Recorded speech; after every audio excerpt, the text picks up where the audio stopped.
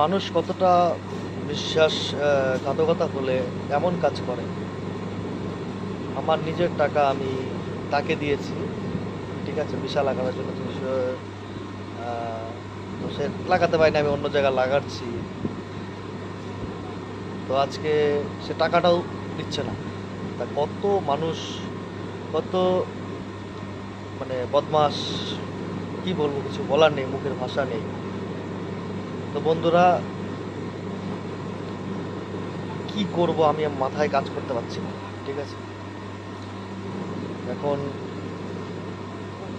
একটু টেনশনে আছি, বাট ওপরে ভগবান বা আল্লাহ যে বলো, আছে তো একজন, সে হয়তো সব কিছু সমস্যার সমাধান করবে হয়তো। চলো, তোমরা একটু আমাকে আশীর্বাদ বা দোয়া দিও।